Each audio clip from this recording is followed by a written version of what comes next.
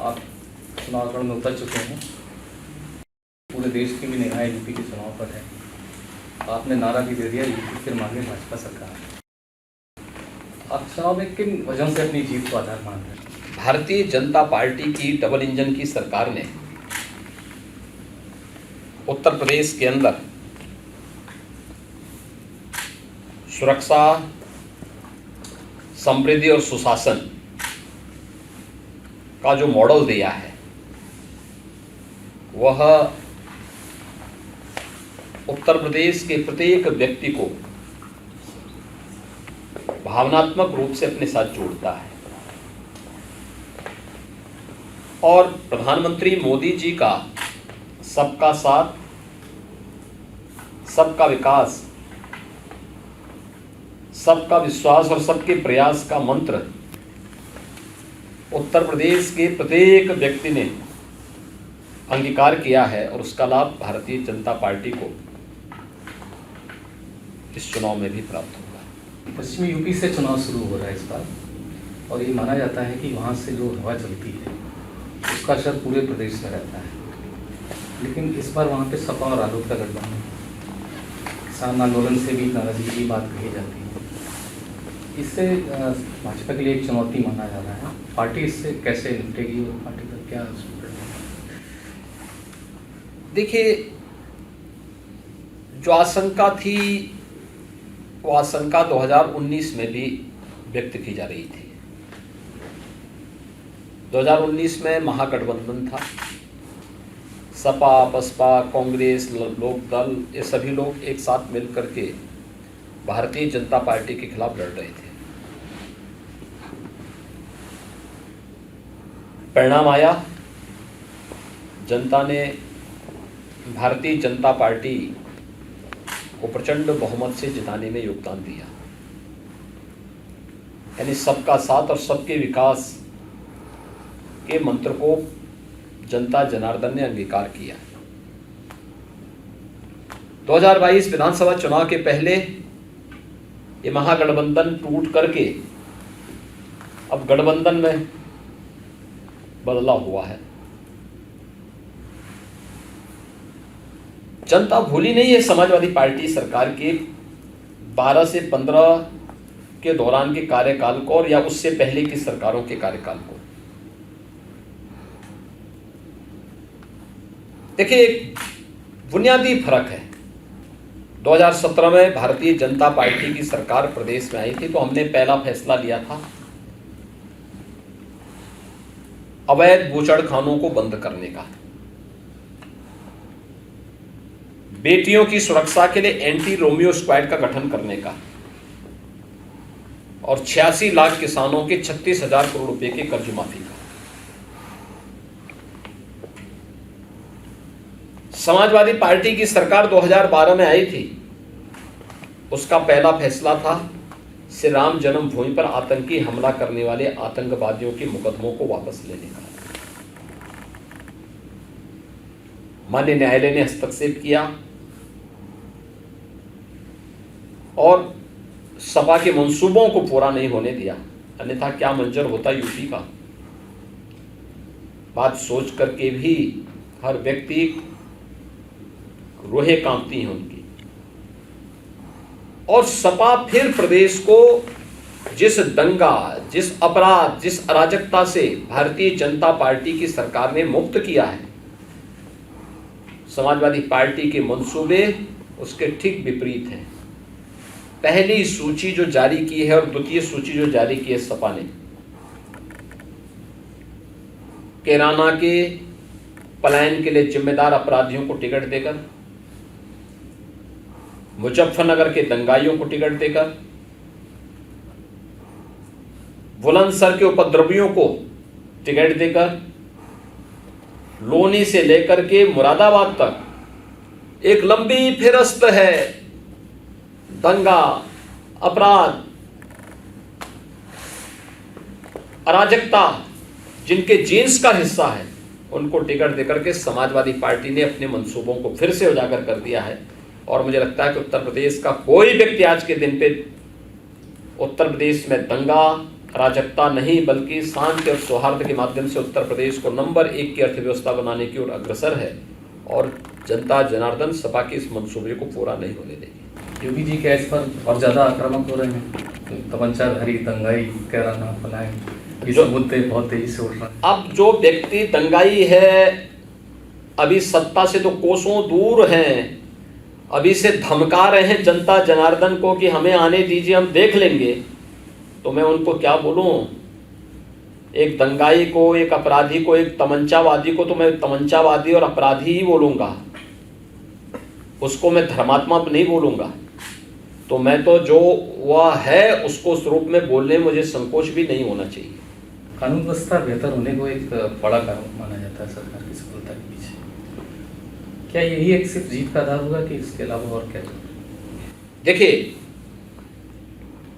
उत्तर प्रदेश की आवश्यकता थी बेहतरीन कानून व्यवस्था, कानून का राज हो, हिस्ट्री सीटर थाना न संचालित करे, बेटियों की सुरक्षा के सामने कोई संकट न आने पाए, गरीबों की, व्यापारियों की, संभ्रांत नागरिकों की संपत्ति पर कोई माफिया कब्जा न करने पाए।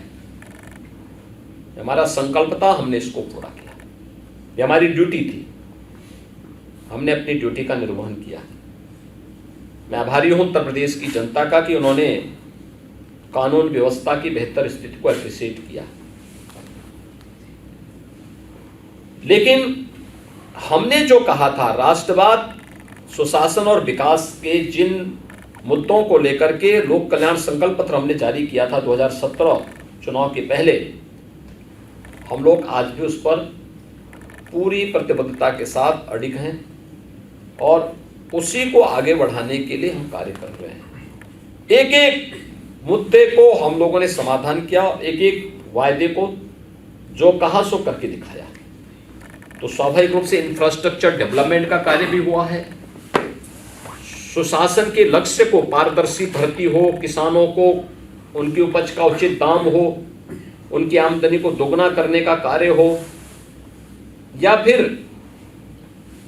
गरीब कल्याण को, गरीबों को मकान देना, शौचालय उपलब्ध कराना, रसोई गैस के कनेक्शन देना, फ्री में विद्युत कनेक्शन उपलब्ध करवाना, 5 लाख रुपए की स्वास्थ्य बीमा का कवर देना, फ्री में गरीबों को अन्न योजना का लाभ देना, ये सब काम हुआ। एक आरोप विपक्ष आप पे लगाता है कि सांप्रदायिकता भाजपा फैला रही है, ये कितना सही है? देखिए, भारतीय जनता पार्टी का कोई भी नेता या प्रत्याशी सांप्रदायिकता नहीं फैलाता है, लेकिन हाँ, सांप्रदायिकता फैलाने वाले के मंसूबों पर पानी जरूर फेरता है। कैराना में, मुजफ्फरनगर में जिन लोगों को, सहारनपुर में जिनको समाजवादी पार्टी ने अंगीकार किया, ये कौन चेहरे हैं? 2014 के सिख दंगों के अपराधी को समाजवादी पार्टी अपनी गोद में बिठा करके सम्मानित करती है। कैराना में पलायन के लिए जिम्मेदार व्यक्ति को कैराना से टिकट देती है। ऐसे ही बुलंदशहर से लेकर के मुरादाबाद और अमरोहा तक, रामपुर तक, यही सब चेहरे हैं। इनके बारे में कोई क्या कहेगा? जैसी करनी वैसी भरनी। एक 80-20 पर चुनाव की बात आप करते हैं, सबका साथ सबका विकास में ये 20% क्यों नहीं आ पाते हैं? देखिए, मानते नहीं है क्या? हमारे संकल्प में सबका साथ सबका विकास एक मूल मंत्र है। भारत के सर्वांगीण विकास का और प्रत्येक नागरिक के जीवन में खुशहाली लाने का। लेकिन कुछ लोग होते हैं जिनको विकास अच्छा नहीं लगता, गरीबों का कल्याण अच्छा नहीं लगता, इंफ्रास्ट्रक्चर डेवलपमेंट अच्छा नहीं लगता, शांति और सौहार्द अच्छा नहीं लगता, गरीबों के हक पर डकैती डालना अपना वो जन्मसिद्ध अधिकार समझते थे, कमजोरों का शोषण करना, व्यापारियों का अपहरण करना वे अपना जन्मसिद्ध अधिकार समझते थे, सरकारी संपत्तियों पर डकैती डालना वे अपना जन्मसिद्ध अधिकार समझते थे। हमारी सरकार ने अपराध और अपराधियों के प्रति जीरो टॉलरेंस की नीति के तहत काम किया और आगे भी ये सिलसिला जारी रहेगा। महंगाई का मुद्दा आपको लगता है कि चुनाव में कितना प्रभावित करेगा? देखिए, यह एक ग्लोबल फिनोमिना है। ये केवल भारत का नहीं है, दुनिया के अंदर इस सदी की सबसे बड़ी महामारी का हम सामना कर रहे हैं। और ये तो पहली बार भारत के अंदर हुआ है ना कि दीपावली की रात्रि को 12 रुपये पर लीटर डीजल और पेट्रोल के दाम में कटौती की गई। इससे पहले तो कभी नहीं हुआ। राहत, आम पब्लिक को राहत मिले और साथ साथ गरीबों को फ्री में राशन की सुविधा मिले, फ्री में टेस्ट, फ्री में उपचार, फ्री में उस वैक्सीन की व्यवस्था, फ्री में अन्य योजना का लाभ, ये सभी भारतीय जनता पार्टी की डबल इंजन की सरकार ही दे रही है। बेरोजगारी एक बड़ा मुद्दा बनाने का भी प्रयास कर रहा है। युवाओं को रोजगार पर क्या सरकार पर्याप्त काम कर पाई है? देखिए, हमारा युवा स्मार्ट बने, इसके लिए 1 करोड़ यूथ को टैबलेट और स्मार्टफोन देने का कार्य हमारी सरकार कर रही है। 2016-17 में उत्तर प्रदेश में अनएम्प्लॉयमेंट रेट 18% से अधिक था, आज ये घट करके 5% से कम है। हमने अनेक ऐसे स्कीम चलाई जिससे सरकार को 5 लाख नौजवान को सरकारी नौकरी उपलब्ध कराना, पूरी पारदर्शिता के साथ। 1 करोड़ 61 लाख यूथ को नौकरी और रोजगार के साथ निजी क्षेत्र में निवेश के माध्यम से उपलब्ध कराना, 60 लाख यूथ को स्वतः रोजगार के साथ जोड़ने का कार्य करना, ये सभी भारतीय जनता पार्टी की सरकार ने पूरी ईमानदारी और प्रतिबद्धता के साथ किया है। और मुझे नहीं लगता है कि विपक्ष इस प्रकार के मुद्दों के आधार पर कहीं कोई सफलता प्राप्त करने वाला है, क्योंकि एक युवा को भी मालूम है कि उसके हित के लिए ईमानदारी के साथ कोई कार्य करेगी तो भारतीय जनता पार्टी की सरकार तय करेगी। एक भ्रष्टाचार का मुद्दा रहता है हमेशा। अखिलेश सरकार के मुकाबले आपकी सरकार भ्रष्टाचार पर कितना अंकुश लगा पाई है? देखिए, हमारे यहाँ अगर अपराध और अपराधी के प्रति जीरो टॉलरेंस है, तो भ्रष्टाचार और भ्रष्टाचारियों के प्रति भी हमने जीरो टॉलरेंस की नीति के तहत काम किया है। इसमें हमारी सरकार ने किसी भी भ्रष्टाचारी को बख्शा नहीं, वह प्रशासनिक सेवा का हो, पुलिस सेवा का हो या सामान्य कर्मी हो, ऐसे सैकड़ों लोगों को सेवा से बर्खास्त भी किया और ऐसे बहुत सारे लोगों को जेल के अंदर भेजने में भी कोई कोताही नहीं बरती। जिसने भ्रष्टाचार बढ़ावा देकर के एक कॉमन मैन का अगर किसी का ही शोषण किया है तो उसके खिलाफ कार्रवाई करने में भी कोई संकोच नहीं किया।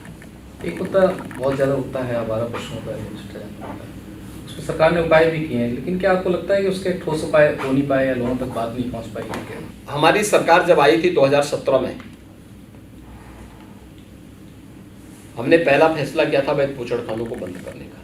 अवैध बूचड़खानों में ऐसे ही निराश्रित गोवंश काटा जाता था, तमाम इल्लीगल गतिविधियां संचालित होती थी। हमारी सरकार ने पहला ही निर्णय ये ले लिया है।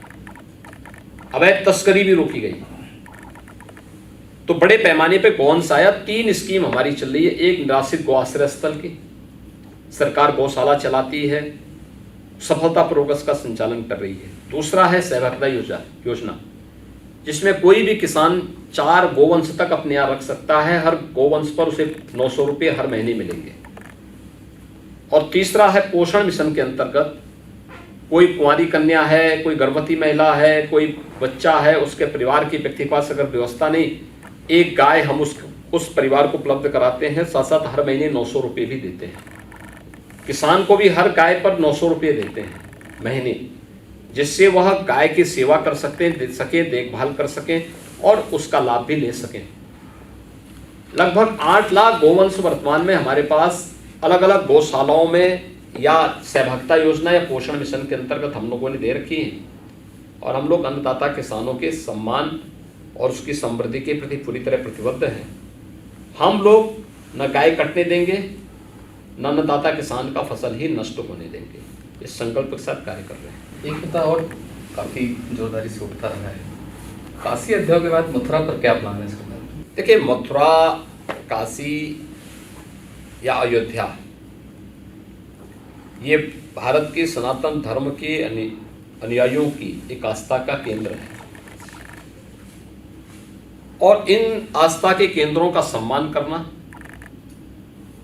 यहाँ के आध्यात्मिक और सांस्कृतिक धरोहर को संरक्षित करते हुए उसके आर्थिक उन्नयन के लिए कार्य करना, सरकार इन सभी के लिए कार्य करने के लिए पूरी तत्परता के साथ कार्य कर रही है।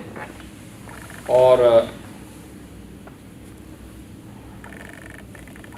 अयोध्या, मथुरा, काशी, विंध्यवासिनी धाम, प्रयागराज, बौद्ध सर्किट से जुड़े हुए स्थल, इन सब के भौतिक विकास के साथ साथ आध्यात्मिक उन्नयन के लिए सरकार पूरी ईमानदारी और प्रतिबद्धता के साथ कार्य कर रही है। अखिलेश ने 300 यूनिट फ्री बिजली देने का एक ऑफर दिया है, सरकार इसे कैसे काउंटर करेगी? देखिए, हर व्यक्ति जानता है कि इन्होंने तो पूरे प्रदेश को अंधेरे में रखा था। समाजवादी पार्टी की सरकार के समय उत्तर प्रदेश में बिजली बामुश्किल 2 घंटे भी नहीं मिल पाती थी। यानी प्रदेश के 75 जनपदों में 24 घंटे विद्युत की आपूर्ति हमारी सरकार कर रही है। और इसलिए समाजवादी पार्टी के किसी बहकावे में प्रदेश की जनता नहीं आने वाली है। राज कर्मचारियों की पुरानी पेंशन की बहाली की बात भी अखिलेश कर रहे हैं। ये देखिए, इसको लेकर कर्मचारियों में काफी प्रतिक्रिया देखिए, इससे बड़ा सफेद झूठ दूसरा हो ही नहीं सकता कि न्यू पेंशन स्कीम 2004 में मुलायम सिंह जी जब प्रदेश के चीफ मिनिस्टर थे उन्होंने लागू की थी। 3 से लेकर के 7 तक मुलायम सिंह जी चीफ मिनिस्टर थे, तो समाजवादी पार्टी ने इसके लिए कुछ नहीं किया, बल्कि ये काम उन्होंने स्वयं ही किया था। 12 से 17 तक अखिलेश जी स्वयं चीफ मिनिस्टर थे, तब उन्होंने इस पे कुछ नहीं किया। यहां तक कि 4 से लेकर के 18 तक 14 वर्षों का एम्प्लॉइज कंट्रीब्यूशन फंड जो होता है वह भी जमा नहीं किया था। किसी भी कर्मचारी का उन्होंने अकाउंट नहीं खोला था। जो 10% कर्मचारी का होता था, 10% गवर्नमेंट का होता था। हम लोग जब आए तो हम लोगों ने फिर एम्प्लॉइज कंट्रीब्यूशन फंड में 10,000 करोड़ रुपए हमने राज्य सरकार की तरफ से जमा करवाए। 18 में हम लोग जमा कराए, हर कर्मचारी का अकाउंट खोला गया और स्टेट के कंट्रीब्यूशन को भी 10% से बढ़ा करके 14% किया। ये तो हमारी सरकार ने किया है। सपा की सरकार तो कर्मचारियों का शोषण कर रही थी, उनको बेवकूफ बना रही थी। इसलिए इससे बड़ा धोखा हो ही नहीं सकता है। वो जो बातें कह रहे हैं ये केवल अपना मुंह छुपाने के लिए, कोई जगह मिल सके इसके लिए इस प्रकार की उनको मालूम। उनको समाजवादी पार्टी भी जानती है कि उनकी सरकार नहीं आनी, लेकिन वह प्रदेश में कहीं पे वर्ग संघर्ष की स्थिति पैदा करने का प्रयास करना चाहते हैं, कहीं पर इस प्रकार के गुमराहपूर्ण बयानों के माध्यम से लोगों को कहीं ना कहीं गुमराह करने का कार्य कर रहे हैं। लेकिन ये प्रदेश की जनता जनार्दन जानती है कि समाजवादी पार्टी और सत्य यह नदी के 2 ध्रुव होते हैं जो कभी एकजुट नहीं हो सकते, एक नहीं हो सकते। इसलिए सपा कभी सच बोल ही नहीं सकती। अखिलेश जी 400 सीटें लाने का दावा कर रहे हैं, तो मुझे लगता है हर दल को लाने का अधिकार है। भाजपा क्या पुराना 2017 का भारतीय जनता पार्टी 2017 की जो हमारे आंकड़े थे उसको दोहराने का कार्य करेगी। एक 3 घटनाएं हैं जो बार बार होती हैं, उन्नाव, हाथरस और लखीमपुर। क्या इससे सरकार की छवि को लगता है कि कहीं नुकसान पहुंचा है? या देखिए, सरकार इसमें डायरेक्ट इन्वॉल्व नहीं है।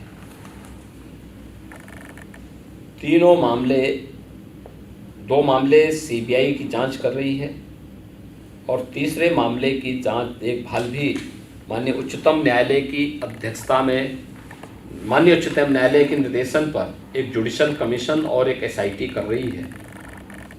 मुझे लगता है कि पूरी विवेचना के बाद जो तथ्य सामने आएंगे उस पर कार्रवाई होगी और उसमें पहले ही कार्रवाई की जा चुकी है। चुनाव प्रचार की बेहद जो व्यस्तता है उसके बीच आप हॉस्पिटल्स में भी जा रहे हैं कोविड का प्रबंधन। देखिए, कोरोना की 3rd वेव आई है और 3rd वेव के दौरान पब्लिक का संबल ये महत्वपूर्ण है और मैं जाता हूँ तीनों चीज़ें देखता हूँ। कोविड प्रबंधन कैसा है, दूसरा वैक्सीनेशन का कार्यक्रम कैसे चल रहा है, तीसरा लोगों को किसी प्रकार की असुविधा न हो, और चौथा अवेयरनेस के कार्यक्रम के लिए हम क्या कर सकते हैं, पब्लिक अवेयरनेस का कार्यक्रम, क्योंकि 3rd वेव 2nd वेव की तुलना में कम खतरनाक है।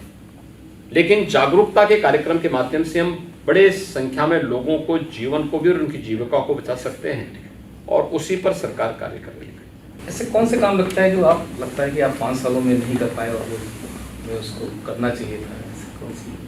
देखिए, हम लोग उत्तर प्रदेश को नंबर 1 की अर्थव्यवस्था बनाने के लिए प्रतिबद्ध हैं। हमने इसकी कार्य योजना बना करके लागू की है। इसमें समय लग सकता है, लेकिन ये मान के चलें कि उत्तर प्रदेश देश के नंबर 1 की अर्थव्यवस्था के लिए जिस प्रकार के प्रयास को आगे बढ़ा रही है, हम बहुत शीघ्र उसको भी अचीव कर लेंगे। बसपा को आप कितनी बड़ी चुनौती मानते हैं इस चुनाव में? देखिए, राजनीतिक दल के रूप में बहुजन समाजवादी पार्टी उत्तर प्रदेश के अंदर कार्य कर रही है।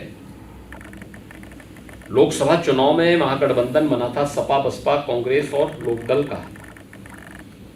बहुजन समाजवादी पार्टी सेकंड पे पोल की थी, सपा को तीसरे नंबर पर धकेल दी थी। अब चुनाव चल रहे हैं, चुनाव के परिणाम आने दीजिए। ऐसे आरोप कुछ लोग लगाते हैं कि अफसरों ने ठीक से काम नहीं किया और सरकार की छवि को नुकसान पहुंचाया। ये क्या सही है? इसमें कुछ कहाँ पर कोई कमी रहती है? देखिए, जनता जनार्दन को फैसला करने दो। अब इस प्रकार के आरोप प्रत्यारोप के लिए कोई मतलब नहीं होता है। अगली बार सरकार आने पर प्राथमिकताएं में क्या चीजें रहेंगी? उत्तर प्रदेश को देश के अग्रणी राज्य के रूप में स्थापित करते हुए देश के नंबर 1 की अर्थव्यवस्था के रूप में स्थापित करना। 17 से 22 के बीच में सरकार ने जिन लक्ष्यों को प्राप्त करने की दिशा में कदम बढ़ाए थे, उन लक्ष्यों को प्राप्त करने के लिए कार्य करना, जिससे उत्तर प्रदेश की इकोनॉमी को देश के नंबर 1 की इकोनॉमी के रूप में स्थापित करके उत्तर प्रदेश की 25 करोड़ जनता के जीवन में खुशहाली लाई जा सके और उनके चेहरे पर एक चमक लाई जा सके। 2 सवाल मेरे और रहते हैं आपके पास। एक तो ये जो 5 साल सरकार चलाने के दौरान आपको जो विशेष अनुभव रहा, जो आप शेयर करना चाहते हैं, जो खास अनुभव या कुछ ऐसा जो। देखिए, उत्तर प्रदेश में जो आपके लिए हेल्थ इंफ्रास्ट्रक्चर के लिए और उत्तर प्रदेश के विकास के इंफ्रास्ट्रक्चर के लिए राज्य सरकार ने जो कार्य किया है, ये बहुत अभूतपूर्व है। 1947 से लेकर के 2017 तक उत्तर प्रदेश में केवल 1.5 एक्सप्रेसवे बन पाए। आज हम 7 एक्सप्रेसवे पे काम कर रहे हैं। पूर्वांचल एक्सप्रेसवे का उद्घाटन हो गया है, बुंदेलखंड एक्सप्रेसवे बनने की ओर तेजी के साथ बनने की ओर अग्रसर है। गोरखपुर लिंक एक्सप्रेसवे पे काम चल रहा है, गंगा एक्सप्रेसवे का शिलान्यास हो गया है।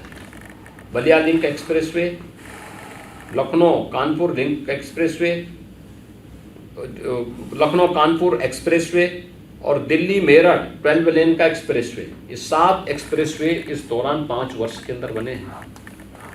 हमारी 5 सिटी में वर्तमान में मेट्रो का संचालन हो रहा है। 2017 के पहले 2 किलोमीटर केवल गाजियाबाद में संचालित है।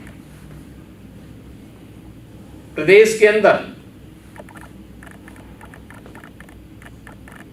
इंटर स्टेट कनेक्टिविटी को बेहतर करने का कार्य है। विद्युत की निर्बाध आपूर्ति प्रदेश के अंदर करना, ये भारतीय जनता पार्टी की सरकार की देन है, जो इतने बड़े पैमाने पर इंफ्रास्ट्रक्चर डेवलपमेंट के कार्य किए। लेकिन साथ साथ गरीब कल्याणकारी योजनाओं में हर गरीब के पास अपना मकान हो, 43 लाख गरीबों को एक आवास उपलब्ध कराना, 2 करोड़ 61 लाख गरीबों को शौचालय उपलब्ध करा देना, 1 करोड़ गरीबों को वृद्धावस्था पेंशन, विधवा महिला पेंशन और दिव्यांगजन पेंशन का लाभ 1000 रुपये हर महीने उपलब्ध करा देना, 1 करोड़ 56 लाख गरीबों को निःशुल्क विद्युत के निःशुल्क रसोई गैस के कनेक्शन उपलब्ध करा देना। ये सभी कार्य किए ही, लेकिन साथ साथ भारतीय जनता पार्टी ने तो उत्तर प्रदेश के अंदर राष्ट्रवाद, सुशासन और विकास के जिन मुद्दों पर काम किया था, राष्ट्रवाद में सुरक्षा का मुद्दा भी है तो आस्था के सम्मान का भी है। हमने इन सभी को पूरी प्रतिबद्धता के साथ कार्य किया। क्या योगी जी को तनाव या थकान होती? देखिए, नहीं तो इसका राज क्या है? तनाव और थकान हम लोगों के जीवन में कोई महत्व नहीं रखता है, क्योंकि जब ध्येय राष्ट्र आराधना का हो तो हम केवल अपने राष्ट्र धर्म का पालन करना ही अपना दायित्व मानते हैं और उसी पवित्र भाव के साथ हम लोग कार्य करते हैं। नियमित दिनचर्या और नियमित योग का अभ्यास करना, योगासन है, प्राणायाम है, इनका अभ्यास हम लोगों को सदैव तरोताजा रखता है। बहुत बहुत धन्यवाद योगी जी। धन्यवाद जी। डाउनलोड करें अमर उजाला ऐप और पाएं खबरें लगातार। अगर आप ये वीडियो YouTube पर देख रहे हैं तो हमारे चैनल को सब्सक्राइब करें और बेल आइकन को दबाना ना भूलें। अगर आप Facebook पर ये वीडियो देख रहे हैं तो हमारे पेज को लाइक करें।